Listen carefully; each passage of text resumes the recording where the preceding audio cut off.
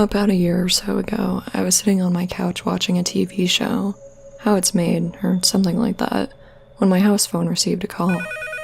We use Comcast, so the caller ID is shown on the TV screen. The number that popped up was our own house phone number. I was pretty freaked out. There was no doubt that it was the house phone number. I jumped up from the couch and went to the back porch where my dad was on the phone with the mystery caller. I could hear his end of the conversation. "Who is this?" "Oh yeah? Really? What's the wall color then?" I saw his face go completely pale. Suddenly, he yelled into the phone for the caller to leave our family alone, and hung up.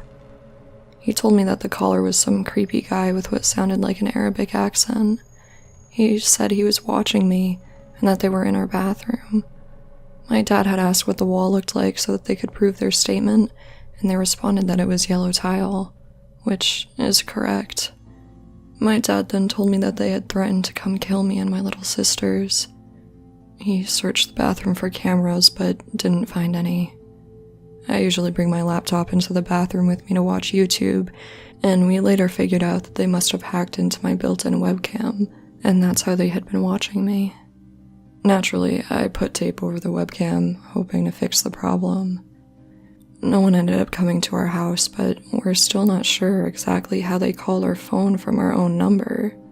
To this day, I still have that same piece of tape on my webcam.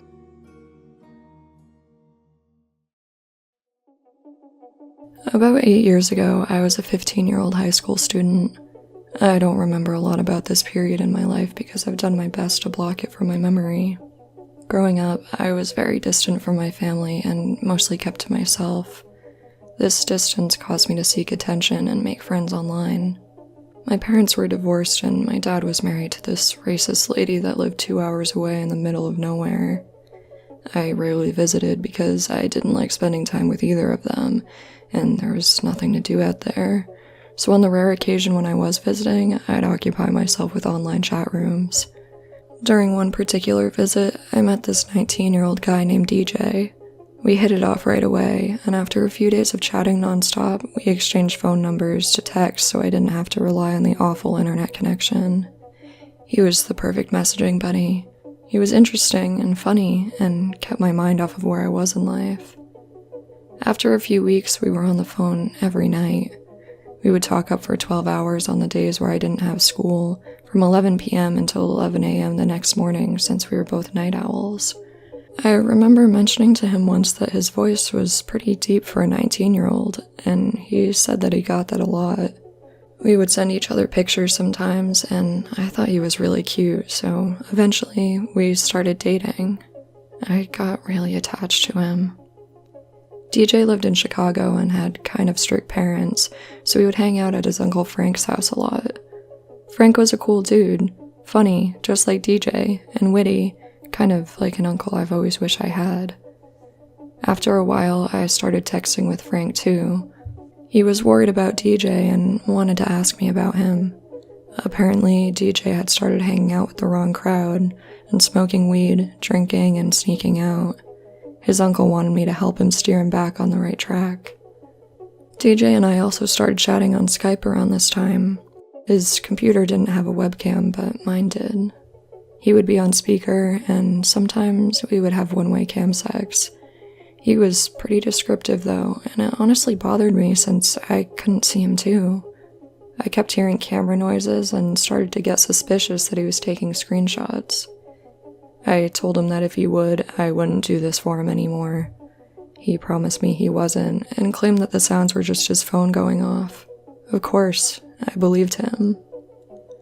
After months of being invested in this guy I really liked, I got curious and decided to look him up on Facebook, even though he told me he didn't have one. To my surprise, there he was. It was the first profile that showed up. I added him and messaged him. "Hey, I thought you didn't have Facebook." "Who is this?" Who do you think it is?" "Stop messaging me. Bye." Obviously confused, I texted DJ and questioned him on why he was pretending he didn't know me on Facebook. He was also confused, So I told him that I had just tried adding him, but he was acting like we didn't know each other at all. DJ began apologizing profusely, telling me it must have been his cousin that his family wanted him to marry. Arranged marriages to cousins are pretty normal in our culture, so I was heartbroken, but I realized I had to accept it. He told me she had access to his Facebook so that she and his family could keep tabs on him. I figured this all checked out, so I just stopped using Facebook to contact him. I forget some of the details of the rest of the story since I've done a pretty good job of blocking this from memory. What I do remember is that DJ got arrested with intent to sell after the police found weed and a scale in his trunk. Frank was giving me the rundown, saying that DJ was sneaking out and going to parties and that he probably wouldn't be responding for a bit. A while after this, I finally got DJ to accept a friend request on Facebook, and I quickly realized that Facebook DJ was not the DJ I knew, and that Facebook DJ had a girlfriend. I was heartbroken again, but also confused that he was able to have a public relationship when his family was so strict. I finally put two and two together and realized I was being catfished. I confronted him that night while we were on the phone after poking holes in his story over and over until he confessed. He asked me to get on Skype and said he would turn on his webcam. I was horrified. It was Frank, his 50-year-old uncle. I call him Frank because he looked exactly like Danny DeVito, and I couldn't watch It's Always Sunny for years after this. I was so physically upset that I went to the bathroom and started barfing. I had been sexting a pedophile for the better part of a year. The pictures he had been sending me were of his nephew. It was so surreal. I didn't know what to do. I closed my laptop and cried hysterically until the sun rose. I couldn't eat for days from the shock. I had no one to go to, and I didn't want to talk to the police because I was too humiliated for anyone to find out. After a few months, he started blackmailing me with naked screenshots from our Skype calls. He told me he would leak my photos to people I knew on Facebook. Of course, I blocked him, but eventually started talking to him again out of fear. I spoke with Frank on and off for another year, after which I blocked him for good. He still tries to contact me from time to time. The last message I received was an innocent-seeming, but clearly sinister Happy New Year message this past January.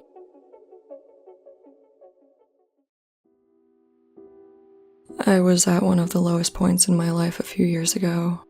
My wife had left me, and I was alone, heartbroken, and depressed. I don't have many friends, so I had nowhere to go.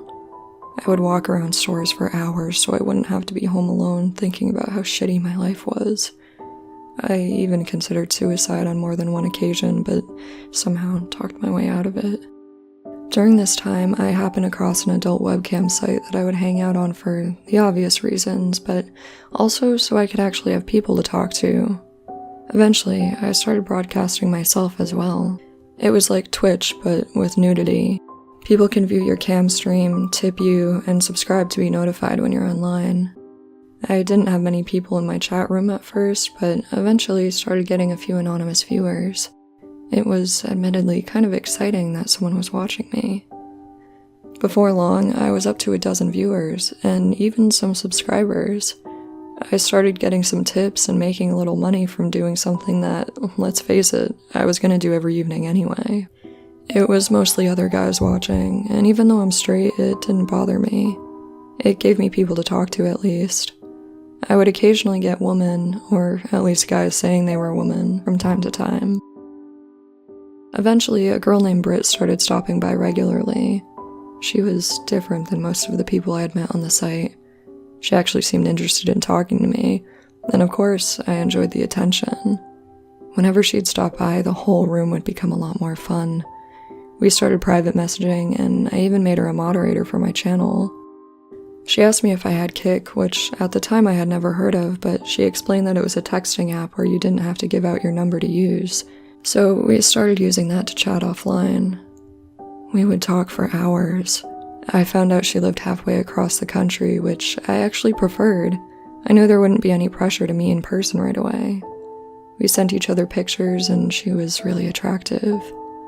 At some point, we began sexting with one another. Even though I doubted anything would ever come of it, it was great for me.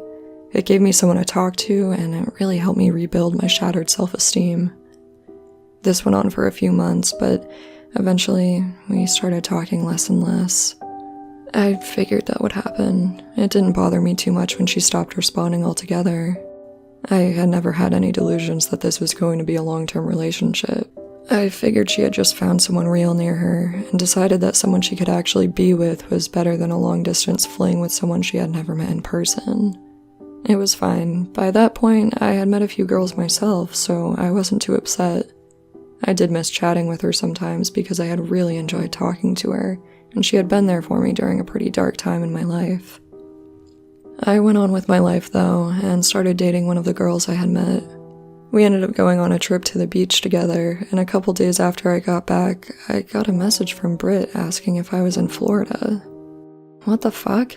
How could she have known I was in Florida? I told her no, but that I had been there last week. She told me she was there now, and we must have just missed each other. We talked for a bit. She asked me where I had stayed and told me she was just down the street from that hotel. When I told her I had been there with someone else, she got pretty upset and stopped messaging me again. I was a little confused, and more than a little weirded out by her reaction, but I tried not to think too much of it. Then, things took a turn for the worse. A few weeks later, I got another message from Britt late at night after my girlfriend had gone to sleep. It said, "Who the fuck is she?" I had no idea how to respond. I asked her what she was talking about, and she went on to describe my girlfriend in detail, and then asked me why I thought I could get away with cheating on her. I was floored. Not only had I never been in an actual relationship with Britt, but I had never even met her in person. On top of that, she stopped speaking to me for months, and now suddenly she knew what my girlfriend looked like and was accusing me of cheating on her. I expressed my confusion to her, and then asked her how she knew what my girlfriend looked like, assuming she must have been Facebook stalking me or something. Her reply made me feel like someone had just tossed a brick into the pit of my stomach. "Because I can see her in your fucking bed." I immediately closed the blind and checked the house to make sure all the doors and windows were locked. I messaged her back to say we had never been in a relationship and that we were most definitely not in one now. I asked her to please leave me alone and not contact me again. She just responded with LOL and a smiley face. It was in that moment that I noticed the light on my webcam was on. She must have somehow hacked into my computer and was spying on me through my webcam. I unplugged it and threw it in the closet. Britt then sent me another message. "Aw, you're no fun anymore." I reiterated to her that her behavior was unacceptable and that I didn't want to talk to her again, and if she didn't leave me alone, I would contact the police. I immediately blocked her from every form of communication I had ever used with her and completely uninstalled Kik. The next day, I had my cable company change my IP address, and I haven't heard from her since, but I'm still paranoid that this isn't over.